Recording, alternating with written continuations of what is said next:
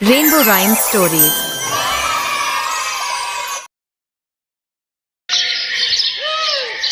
मीरा, ओ मीरा, चल तो जल्दी से आटा गूंथ दे, मैं फटाफट रोटियां सेक दूंगी। नहीं माँ, मैं नहीं गूंथ पाऊंगी, मैंने मेहंदी लगा ली है हाथ पर।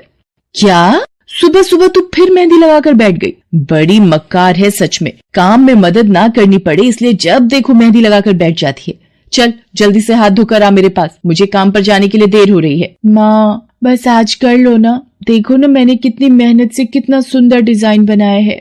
लेकिन जैसे ही उसकी नजर मीरा के हाथों पर पड़ती है, उसका गुस्सा पल भर में गायब हो जाता है। वो मीरा से कहती है, अरे वाह मीरा, तूने तो बड़ी सुंदर मेहंदी लगाई है। हाँ माँ, वो शांति दीदी ने मुझे एक किताब दी थी कल, उसमें बड़ी सुंदर सुंदर डिजाइन बने हैं, बस उसी में से देखकर लगाई है मैंने। सुंदर है ना? हाँ बहुत सुंदर है।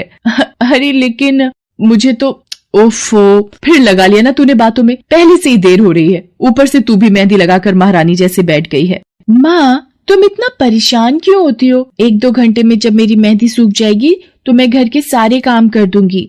मीरा की बात मानकर कावेरी काम पर चली जाती है। वो एक बड़ी सोसाइटी के घरों में काम करती थी और इसी काम से कावेरी और मीरा का गुजारा चलता था। कावेरी के पति की कई साल पहले एक सड़क हादसे में मौत हो गई थी। तब से कावेरी पर ही सारी जिम्मेदारी थी। मीरा भी घर के कामों में उसका पूरा हाथ बटाती थी। मीरा को मेहंदी लगाना बहुत पसंद था। उसने अपने घर के पीछे मेहंदी के कई सारे पौधे लगा रखे थे, जिनका वो बहुत ख्याल रखती थी। वो अपने हाथों से मेहंदी के पत्तों को पीसकर अपने हाथों में लगाने के लिए तैयार करती थी। फिर एक दिन, मीरा, हमें इस जगह पर थोड़ी मोड़ी खेती कर लेनी चाहिए। ये मेहंदी के पौधों से कुछ कमाई थोड़ी ही हो रही है, खेती कर लेंगे तो कुछ पैसे ही बन जाएंगे।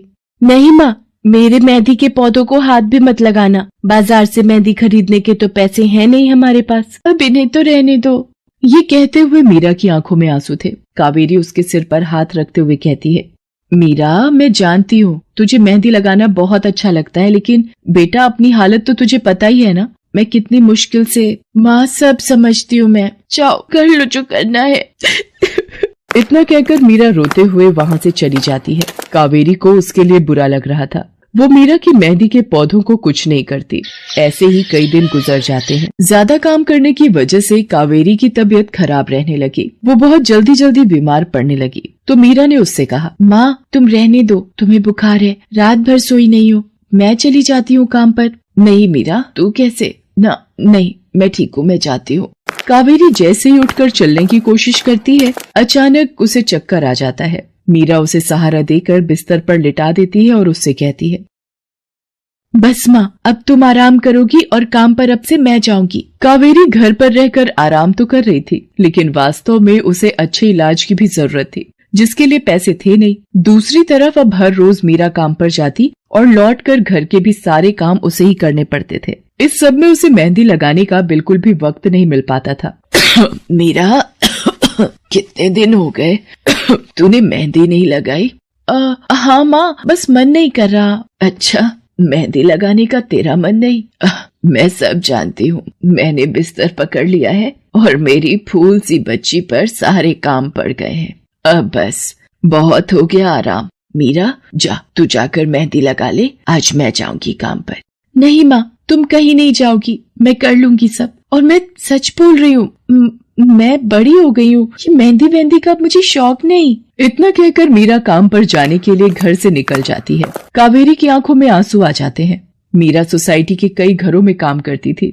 उन्हीं में से एक घर आरती का भी था। उसके घर पर तीज का त्योहार बड़े धूमधाम से मनाया जाता था। तीज की तैयारियों में मीरा भी मदद कर रही थी। इसी बीच, अरे ऐसे कैसे, मैंने सारे रिश्तेदारों को बुला लिया है, मेरी सारी फ्रेंड्स भी आने वाली हैं, मैं क्या कहूँगी उन्हें? फोन पर काफी देर बहस करने के बाद आरती फोन रख देती है। उन्हें उदास देखकर मीरा उससे पूछती है, क्या हुआ मैडम जी, आप कुछ परेशान लग रहे हो? हाँ मीरा, बड़ी मुसीबत हो गई। कल तीज का फंक्शन है, मैंने सबको मेहंदी लगवाने के लिए यहीं बुला लिया है, और आखिरी मौके पर ये पार्लर वाली धोखा दे गई, कह रही है कल नहीं आ पाएगी। अब क्या होगा? इतनी जल्दी कौन तैयार होगा सबको मेहंदी लगाने के लिए? मैडम जी, वैसे मैं भी ठीक ठाक मेहंदी लगा लेती हूँ। अरे हाँ, कावेरी ने मुझे बताया तो था एक बार कि तुझे मेहंदी लगाने का बहुत शौक है। वैसे मुझे तो कोई परेशानी नहीं है, तू देख ले बेटा, बहुत सारे हाथ लगाने होंगे और मेहंदी बढ़िया लगनी चाहिए सबके। आप बिल्कुल चिंता मत करिए मैडम जी, मैं सब अच्छे से करूंगी। बहुत दिनों बाद मीरा के चेहरे पर खुशी थी। उसने घर पहुंचते ही मेहंदी के खूब सारे पत्ते तोड़कर पत्थर पर पीसना शुरू कर दिया। ये देखकर कावेरी ने मीरा से कहा, अरे मीरा, शाम हो गई है, अब मेहंदी मत लगा, मौसम भी ठंडा है बेटा। ये मेहंदी मैं अपने लिए नहीं पीस रही माँ, वो 5वें फ्लोर वाली मैडम जी है ना, कल उनके यहाँ लगानी है। अच्छा बेटा, पर ध्यान से बेटा, वो बड़े लोग हैं, कोई गलती ना हो जाए। माँ तुम बिल्कुल चिंता मत करो, मेहंदी लगाने में मुझसे कभी कोई गलती हो ही नहीं सकती। मीरा खूब सारी मेहंदी तैयार करके अगले दिन आरती के घर पहुंच जाती है। वो अपनी मेहंदी को कोन में भरने लगती है कि तभी आरती की एक फ्रेंड आरती से, आरती ये किसे बुला लिया तुमने? मैंने जिस पार्लर का नंबर दिया था तुम्हें, उससे बात नहीं हुई क्या? हुई तो थी, लेकिन उसने आखिरी वक्त पर मना कर दिया। तुम बिल्कुल चिंता मत करो, ये मीरा है, मेरी हाउसमेड है ना कावेरी, ये उसी की बेटी है, बहुत अच्छी मेहंदी लगाती है ये। ओफो आरती, तुम भी ना, पार्लर की बात अलग होती है, उन लोगों का मटेरियल ब्रांडेड होता है, मेहंदी के रचने की गारंटी मिलती है वहाँ से, और इसकी मेहंदी तो मुझे कुछ समझ नहीं आ रही, इस पर तो कोई लेबल तक नहीं है, अगर कुछ गलत रिएक्शन हो गया हाथों पर तो। आप बिल्कुल चिंता मत कीजिए मैडम जी, ये मेहंदी मैंने खुद पीस कर तैयार की है, मेरे पास बहुत सारे मेहंदी के पौधे हैं, इसमें कुछ भी ऐसा नहीं है जो आपके हाथों को नुकसान दे। ना भाई ना, सॉरी आरती, बट मैं अपने हाथों को लेकर कोई रिस्क नहीं ले सकती, तुम सब लगवाओ, मैं तो पार्लर जाकर ही लगवाऊंगी। इतना कहकर आरती की दोस्त शालिनी वहाँ से चली जाती है। आरती मीरा को इशारा देकर काम शुरू करने को कहती है। अरे वाह, मानना पड़ेगा, इस बच्ची ने कमाल की मेहंदी लगाई है। मुझे तो नहीं लगता कि इस मेहंदी का वैसा रंग आएगा जैसा पार्लर वाली मेहंदी का आता है। अब बस भी करो शालिनी, मेहंदी कैसी रचेगी ये कल तक पता चल ही जाएगा ना, बच्ची है वो, उसे इस तरह डराओ तो मत। अरे मुझे क्या, मेरे हाथ कौन सा खराब होने वाले हैं, तुम ही लोग लगवाओ और तुम ही भुगतना। शालिनी गुस्से में वहाँ से चली जाती है।